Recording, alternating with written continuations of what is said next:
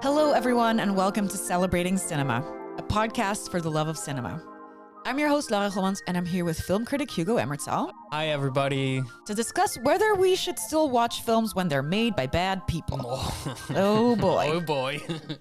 If you want to support the work we do, you can leave us a review and share with friends, as it helps more cinema lovers find us. Before we begin, I'd love to share some cool things going on in the coming weeks here at Lab 111 in Amsterdam. On the 30th of January, we have a straight-to-video night screening of Brain Damage, a psychedelic horror film made by cult legend Frank Henenlotter. We also have our Diaspora Diaries program running with a wide range of films, talks, and introductions, so get your tickets for that. But first off, Hugo, what have you been watching lately? Well, you might be shocked to hear, Laura, that I've been... You never shock me. You always shock me, and that's why you never shock me. It's not shocking anymore that I'm shocking.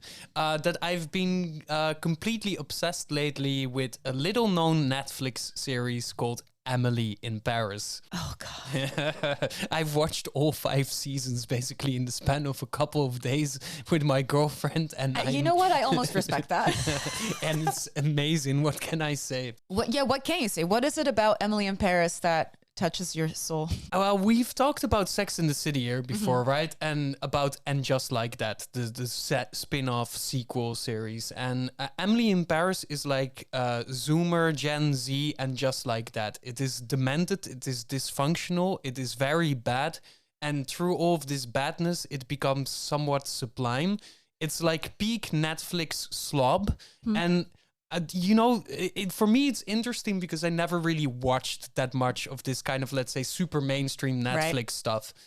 So it feels like I am, discovering a new visual language, a new world, a new set of characters. And it was an overwhelming experience. At first, I had to completely recalibrate my entire taste and expectation of how should a scene even function. And then suddenly when it clicks. And now I'm like deep in Emily and Paris lore. It's so fun. This feels like that clip of Werner Herzog talking about Here Comes Honey Boo Boo. Yeah. Let's say once in a while, it isn't on the air anymore. Here Comes Honey Boo Boo. For example. I think the first 2 or 3 seasons, I kind of like, like when you're sick and you just want something like kind of comfy. TV. After that, I've just like really found it hard to watch, and it becomes grating at some point. Like the 5th season, I think even the fans of the series say the 5th one is not good because it feels cheaper and even more, let's say, blatantly evil Netflix slop. But I kind of like it that it leans into all of these lazy scenes. And somehow it still works. What's her name? Ashley, when she sings, she does these like singing things. What's her name? Mindy, the friend. The friend. Is her name Mindy? Yeah, okay, Mindy. maybe the actress named Ashley. I don't know. When she does these bits where she like sings. Oh, it's insufferable. Oh, they're hard to watch. It's very cloying. But I mean, maybe it's because, I like also experimental films and things in which you also sometimes have to suffer for the enjoyment of art. That is true. And I kind of really like suffering for Emily in Paris. I'm learning a lot about myself, apparently, through the process of watching these things and what my taste even is. But this is one to stay, and it's unexpectedly genius. Where are you in terms of like who Emily should be with? Oh my God! Well, this could be an entire episode in itself as well.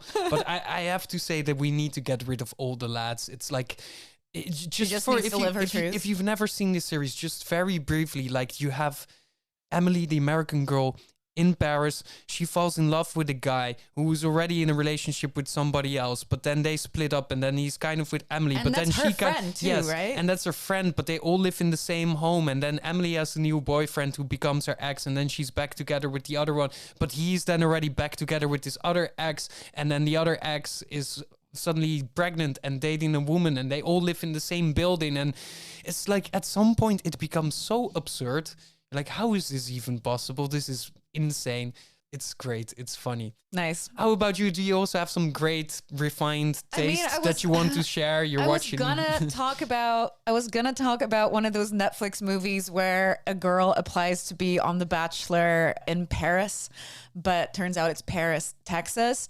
But I won't now because we're a highbrow podcast. Let's not forget. So I watched Train Dreams the other day because I was kind of hoping for it to come to theaters here, but it went, unfortunately, straight to Netflix. However, I thought it was really nice. Like, my partner warned me in advance, like, it's quite a slow movie. And I was like, oh, I usually have a hard time with that, as you know. But I thought it was cute. It was just like a man's life, and it wasn't very notable, or it was just a nice movie about grief and life. And about the changing landscape of and about America. the changing landscape of America in the background. And they're building the trains. Yes, they're building the dreams of trains. We have train dreams. And he does dream of trains. Yes. It was also another one of those Leonardo DiCaprio pointing at the screen moments when he has a dream and a train appears in it. You're like, that's the title of the movie. Yeah, and it has a bit of this Terrence Malick kind of like beautiful landscape shots, kind of more transcendental, sublime montage in it. It's a nice elevated drama film. Yeah, and like lots of like characters come in and out that he meets and has like one really nice conversation with, and then they disappear or whatever. Yeah, I thought it was nice. If you're looking for something to watch on Netflix tonight, I think that was a really good recommendation. I think that's the double bill. You start with Train Dreams, and then you Chaser of Emily in Paris. Shot Chaser. So today we're going to talk about bad people, filmmakers, actors, writers, people who have been canceled. What do we do with their work? Hugo, you have something to say about Naughty this. people. Yes, I will jump into it.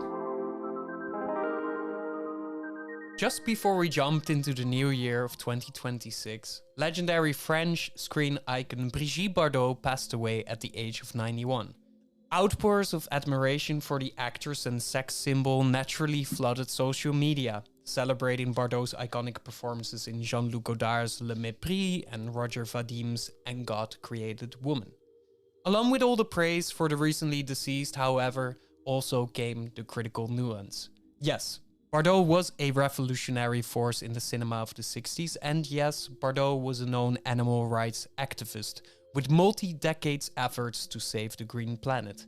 And yet, we should also remember that the actress was a staunch racist and a fervent supporter of France's far right, with intimate ties to Jean-Louis Marie Le Pen's Front National. This double whammy of praise and criticism is nothing new in our politicized media landscape, and yet, every time it hits like that, the discursive effect hits like a whiplash. Because how can we remember Bardot? Are we allowed to only cherish her self-conscious and playful display of her sexuality on screen? Or should we mostly focus on how our faves can be much more problematic than we like to admit? The question boils down to the typical cliché.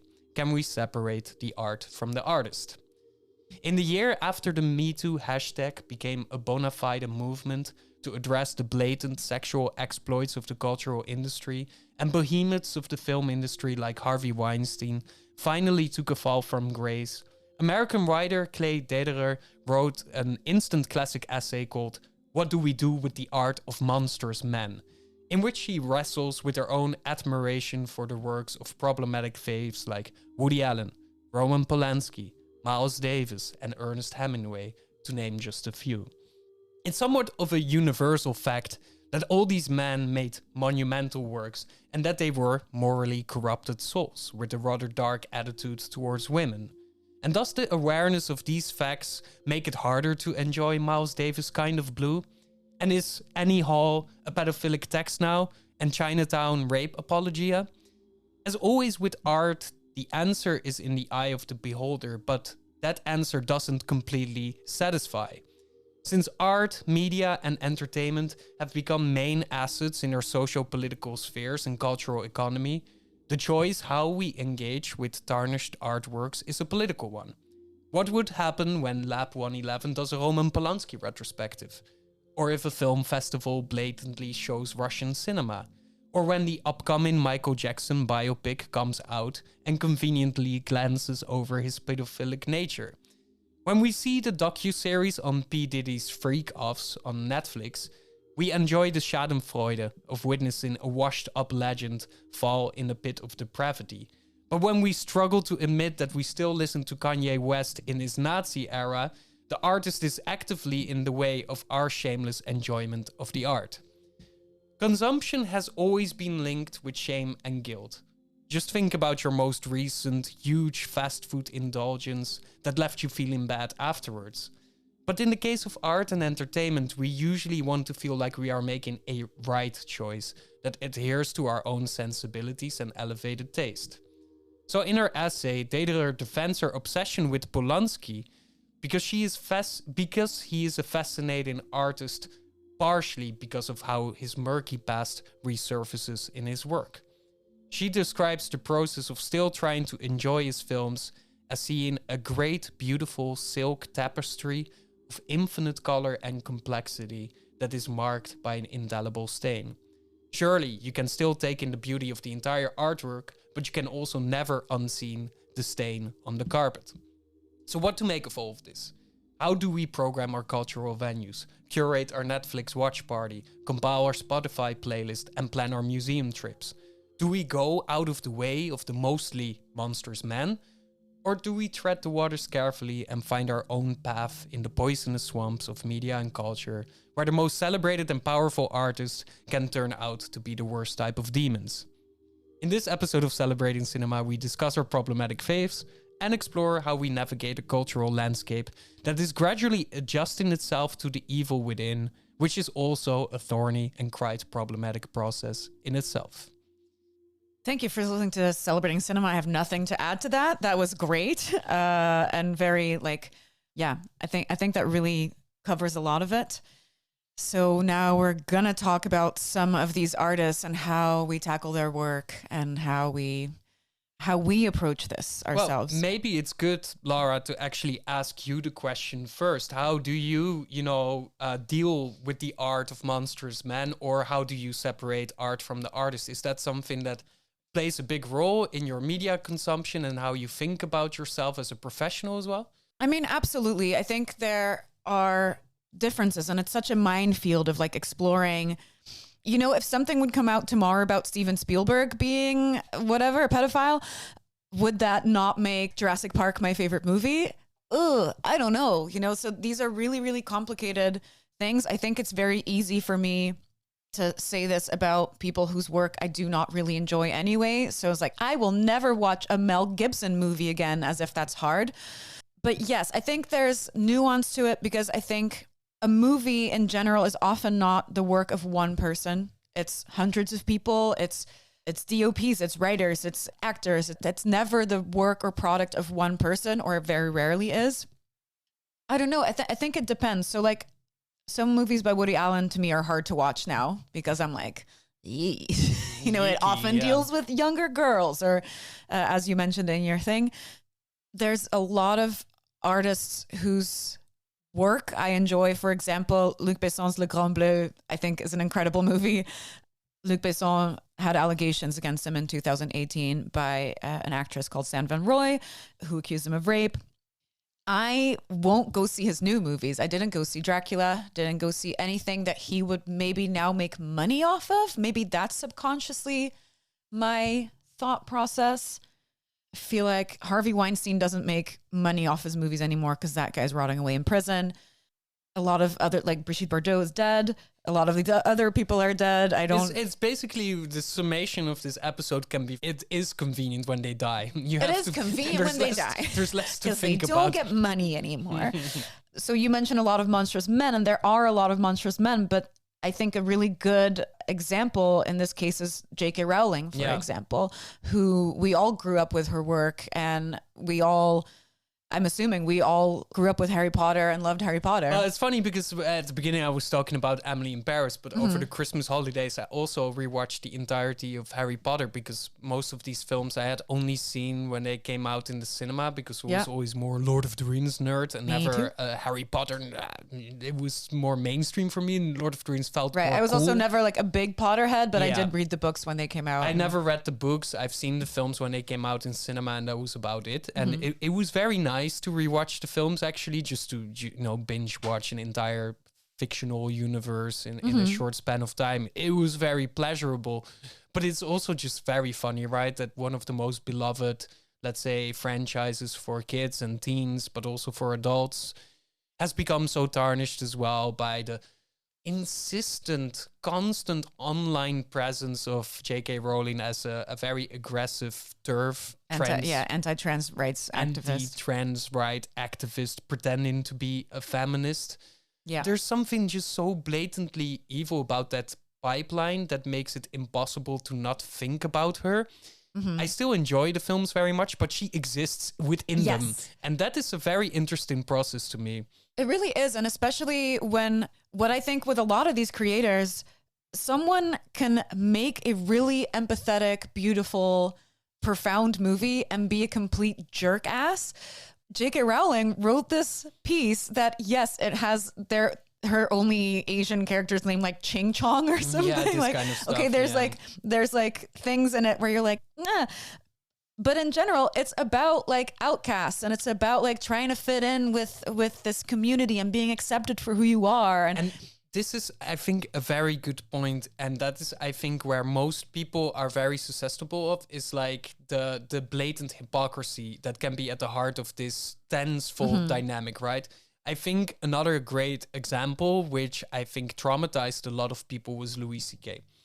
As a stand-up comedian, Louis C.K. always enjoyed to basically expose his most perverted, intimate thoughts on stage, like his insistent, attraction to masturbating, his kind of more gross sexual behavior. And at the peak of his power, when he was one of the most popular comedians working at the moment, it felt like you were part of the intimate thoughts and the like secret feelings that he had, and it felt safe to laugh at them and to laugh with him about having what are, I would say, also very common and real human urges and desires.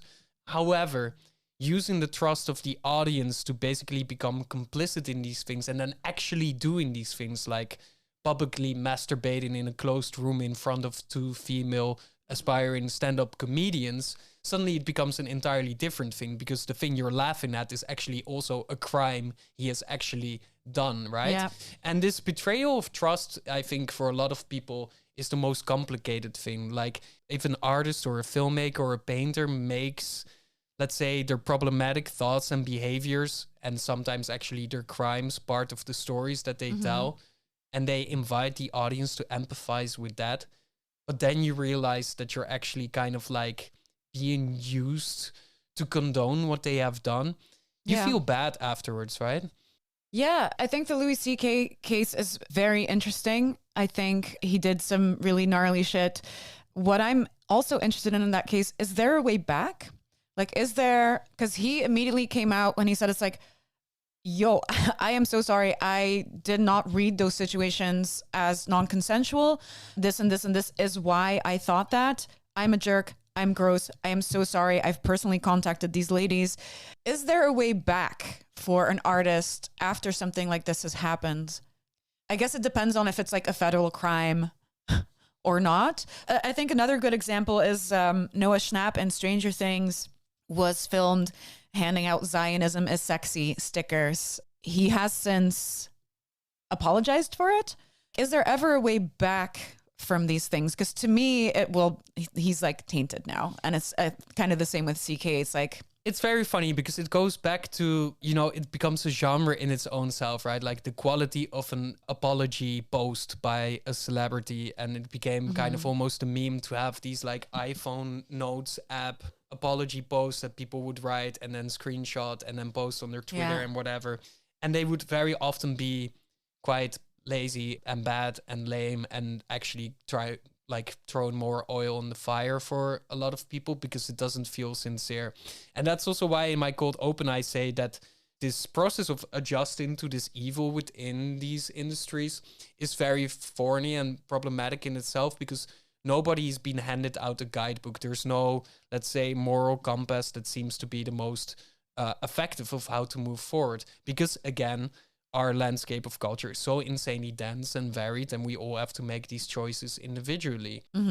Like, I remember that there was a huge article about how Kanye West fans struggle to defend themselves or present themselves as fans in the midst of his insane Nazi kind of like manic downfall. And it's interesting because you basically, if you're like a really hardcore fan, right? Like, because for instance, Noah Schnapp of the Stranger Things, I don't think I've ever given him a single thought in my life ever. So I don't have trouble with dealing with that shit. Like, but with Ye, yeah, he's been a very influential artist for me as well. So what do? You know, and I'm not that hard of a stan on most things that I would, feel this burden, but a lot of people do. Like, do I carry this as a secret? Am I secretly a J.K. Rowling and Harry Potter lover, or should I condemn all of these things? There's no way forward in that, I think, as in, it's only more asides. Because this thing is here, we all know that we should do something about, like, blatant crimes being done in the entertainment industry. We also accept that there will be many more to come, and that there are a lot of secrets that we still don't know. But we don't really know how we can adjust an entire industry around that mechanism yet, maybe. What I also think is interesting is like so for example, before we started recording, the two of you brought up Wong Kar-wai being like mildly canceled. I was not aware of that. So if I would go in yesterday to a Wong Kar-wai movie and really enjoy it, would I go in today and not enjoy it because of certain things? So these things are difficult. What I also think is, do we measure Maybe just explain why he's cancelled. I don't know. From what I've read is that there's accusations of plagiarism on his latest TV show that I think... Shanghai Blossoms. Yes, which is on Mubi, I believe. And then out of this has come allegations that he creates quite a toxic working environment and can be... From what I understand, and I think what Hugo said is, in China it's become a big thing and people are picking up on this, but it's not really something that's spoken about in the Western West. media. Yeah, those things are hard because, like, okay, bit of a jerk, sure. I think many people bit of a jerk. So plagiarism has to be proven, and there have been a lot of cases where like people say it's plagiarism and it turns out to kind of just be a coinkydink. But what do we do with old art? So what do we do with art that's, you also mentioned, like, do we curate our playlist, go to our museums? Because I don't even fucking know what Rembrandt was up to, for example. Yeah, like, or William Shakespeare. Right? Yeah, like Shakespeare was an asshole. Like, he famously, like, cheated on her, which is, by the way, not in Hamnet. Yeah. But also, if you think about the 60s and 70s, groupies like Pamela DeBar, who were 13, 14 years old, were being passed around by literally everyone you listen to. Yeah. So it's like, do we hold the past to current standards? Not that it was, by the way, okay to fuck a 13-year-old in the 70s. This is also something I struggle with, because if we do that, that means you can never listen to John Lennon again because he beat his wife. You can never listen to, like... Yeah, of course, there's this like slippery slope argument that's very easy to give because, their toxicity comes with money, fame, and power, which is very natural, I would say. Is it not that, like, it's very easy to cancel an artist when you weren't a huge fan of their work anyway, but if it comes to someone like John Lennon, it's like, well, not my John Lennon. Like, I'm not giving up. I always thought that, like, I'm a huge Beatles fan, and I always thought that John Lennon was an absolute idiot. Yeah. I think he's a quite, like, idiotic man, so I always have less problem with, like, being a bit more skeptical of Lennon. But if I would apply this to my own, like, let's say, media consumption, is that, and maybe this is strange to say, but I always have, in a sense, also an interest in then to understand what that, let's call it, evilness of some of these people, how it can then also manifest in the text itself. For instance, Roman Polanski made one of the most scariest films of all time, which is Rosemary's Baby, which is partially also so scary because of it's showing this super toxic environment for a young woman to, live in. And it is genuinely one of my favorite horror films of all time. And I think it's actually better because it's made by Polanski on a meta level, right? Because it's like, the film is about a young woman and her husband moving into a gorgeous new house in Manhattan in this beautiful old apartment building. She's pregnant. They're newlyweds. Everything seems to be going great, but then the question is, what is the price that is being paid for everything going so great? And maybe it has something to do with the baby in the belly of Rosemary. It might. And this, to me, is very exciting. And the same, for instance, goes to yay. I would say that like in the depths of his Nazism, it was not that interesting to listen to his music because he was not putting a lot of effort in his music. But before His old that stuff, yeah. before that he was already quite quote unquote problematic, and it was reflected in the music, and it felt real and honest and kind of like scary and interesting to feel so close to this blackness, this like, let's say, these urges, these desires, these bad thoughts of him. And then it makes the work better, I guess. Yeah. The only thing that I really dislike is when these artists really try to use their art as the shield to kind of basically rid themselves of some of these allegations. Okay. To come back to, for instance, Polanski, who made a film called J'accuse about the Dreyfus affair in France, which was, in the 19th century, this huge deal. A historic film in which he basically likens himself to a victim of an insane political system. Like, oh, you are accusing this Dreyfus in the film, but I'm also being accused, right? And this accusation process is very bad. And then it becomes nasty. Then you're using your work of art as like either as a lightning rod to distract, or you use it actually as a stick to hit people with. And then it becomes just insincere and weird. Do you think it's different if a filmmaker is someone who turns out to be a bad person, or an actor or an actress, in the case of Bardot or Kevin Spacey, versus a Polanski? To some degree, yes. I think you made a very great point saying that, a film is not made only by its director, and it's very easy to kind of go down that path and just only think of this auteur theory, right? It's only Polanski's film.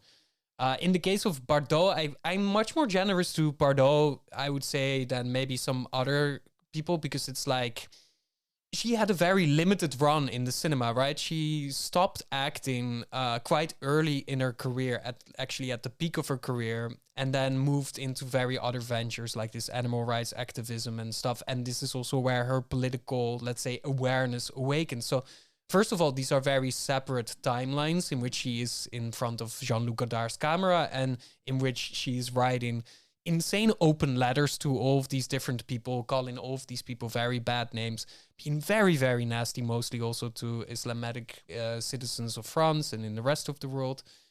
Here, the process of separation is almost by virtue of time done immediately for yourself. And to be brutally honest, I also don't need all my actors to have great politics. Like, it's like, what do I care what Bardot thinks? It's like, I am not watching the film, to be brutally honest, to think about what Bardot thinks about Marie Le Pen.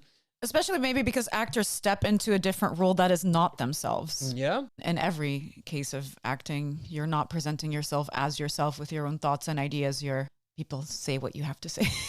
And then still, for instance, in the case of course, Kevin Spacey, it becomes immediately more difficult because, for instance, the House of Cards series in which he plays the president Frank Underwood of America, and he is a nasty man in this series, and he leans into it very much. And actually, he used his Frank Underwood persona when he got like all his allegations against himself. He was posting as if he was Frank Underwood on his social media. Of course, some believed everything and had just been waiting with bated breath to hear me confess it all. They're just dying to have me declare that everything said is true and that I got what I deserved. Wouldn't that be easy if it was all so simple? Only you and I both know it's never that simple, not in politics and not in life. That was a trip. You want to hate a man, but you want to also love to hate a man. And this was so weird, and then it becomes very strange and murky. I think the smartest people make use of this confusion so that they can still capitalize on it. Because if there's one thing that we've seen about this is that if you're in the process of being cancelled, it can just trigger a new economic pipeline, right? You can also embrace the cancellation and say, so I will just do it for right-wing America, you know? I will just become a stand-up comedian. Part of Trump's special convoy. I will go on Joe Rogan. I will be part of Trump's convoy. Like Nicki Minaj, for instance, like, oh, I will be on Trump's fundraiser at Charlie Kirk events. And the crazy thing is, she wasn't even canceled before that. She just decided to... Anyway, yeah, what you're saying as well is like when you start to cater to that, I think a very good example of that is Ricky Gervais, who famously every special that he does is about how he's not allowed to say anything anymore, but yet he's getting paid millions to say exactly that, which I feel is very ironic. So in those cases, is cancellation even a real thing? Okay, someone with a rainbow flag in their bio said something mean to you. Get the fuck over it. You're getting paid millions and your special is number 1 on Netflix. Like, I think also that this is why I like Ari Aster's Eddington so much, because it kind of shows that also on the, let's say, more woke progressive side, there's this very demented expectation of what we can do on the internet and what kind of change we can achieve, which is just very blatantly offset by the very self-conscious right who's using the internet for the same things and is much better at monetizing it and just being very blatant, like, okay, yeah, I've been cancelled by this group, but there are being insufferable bitches on the internet Don't either we way. hate the left? Yeah. So how about I go on Joe Rogan's podcast and just make a couple of millions on the side, right? It's like, in that sense, it's also, we're now at this moment in this cultural field where it kind of feels like a non-battle. Like it seems to be a war, a cultural, but it's actually not. It's just two bubbles operating separately from each other. Yeah. And then the thing in between is the most sad thing, of course, that so many people still do these things and get away with it. And that's like, for instance, Wong Kar-wai is a great example that there's so many people that we all love and we think it's great to love them. We think we're great cinephiles because we love, In the Mood for Love, without even realizing all of these things behind it. And then in that sense, ignorance is maybe bliss, because can you imagine if Spielberg would be a nasty pedophile? It would be awful. Yeah. I wouldn't want this. Again, also it would change his films completely, because E.T. would Children, feel like a very different film if Yeah. it's made by a pedophile or instead of a guy who just was the product of divorced parents, Yeah. As a final thing, like, does it weigh heavily on you? And like, for instance, do you miss certain people that have been cancelled in the past and that you don't really watch or see or listen to anymore? Interesting. I feel like it doesn't weigh super heavy on me because I do catch myself watching Woody Allen films whenever I want. And similar to you, I also watch the Harry Potter movies over Christmas. I think what I don't find hard is to then part ways with the creator right now. So again, in the example of J.K. Rowling, there's this new Harry Potter series being developed. Oh, yeah. A lot of people have signed on to work with that. At that point, you're working on a project which directly finances J.K. Rowling's anti-trans efforts. And I think that's very harmful. By the way, Keira Knightley was asked about this in an interview and she goes, I didn't know that was happening. Bitch. And I think that's ridiculous. So I really feel like I have an easier time when it's old art that I might not be as close to. We all have known since basically I was a teenager that Woody Allen's a fucking creep. We've all accepted that fact. So maybe when it's further removed, I have less of a problem with it. Yeah, and it's like if you're in a museum and you see Picasso's Guernica, do you gonna think, oh, he was awful to his wife? Yeah. I don't know, maybe. And a lot of museums try to do this, right? A lot of them are also Contextualize. a lot of them are also very bad at doing it. I myself also have kind of agreed with myself that we consume so much and there's so much that I want to take in. Also from people that actually make a stand against these things. Let's not forget that we also watch a lot of films or think about a lot of books and music, whatever, that is from, let's say, a very strong feminist point of view, or like, let's say, embraces queer representation and all of these things. And I think it should coexist, as in, I'd rather live in a world in which all of these people did not do these things, but I can't make that world go away. And in that sense, I also don't want to feel morally obliged to stop a thing just because the person was bad. It seems strange to me to punish myself for something that somebody else has done. And as a matter of fact, like I said, I want to also understand how the work of such a brain works. And if there's reflections of this darkness in this work, I see this as a professional, also partially as my responsibility. To take it at face value for what it is. Yeah, and to explore all of these things. And let's not forget that art is also the most safe way to explore the darkness inside yourself and to actually kind of mirror yourself to some of these things. And then if it stays in the realm of art, usually it's a very, let's say, healthy and safe way to check in with yourself, how you stand on these things. So I think this like wholesale rejection of some of the greats because of actions they did in the past is not productive. I understand it when people do it. And then again, that's a matter of your own responsibility towards your own consumption. And that's why I come back to this word. We're in the end just consuming things that already exist. And it adds layers and it complicates things a lot. Just to ask very quickly, do you think it would be easier to engage with it if these people faced actual real consequences for their actions? Because I feel like we're having to be the judge of all of it, or to, like you say, decide for ourselves if they're a bad person or not. But as a woman, I have something to say about this, because a lot of these allegations are sexual allegations, and they are famously hard to prove. Yes. Yeah. So, the same in like the case of Luc Besson, who did have allegations, but he was not found guilty because in a lot of these cases of sexual assault, there just is no proof. So it's very hard to convict people for them. It is so hard for them to get the consequences that they quote unquote deserve. I over the holiday break, I also rewatched OJ Made in America, the big docuseries about OJ Simpson and about his whole trial of the murder of his wife. And this is interesting because he gets away with it and also not, right? Like he ends up in jail for other things, but it felt like karmic repayment for the crime that he had done, that he was firstly acquitted for. And it just also shows, it's the Eddington effect again, that like in the prism of his trial, which was called the trial of the century because it was so huge as a pop cultural moment, you just have two camps that are at odds with each other and they both coexist and they have a million ulterior reasons for why they want this guy in jail or not. So these things also never happen in a vacuum, right?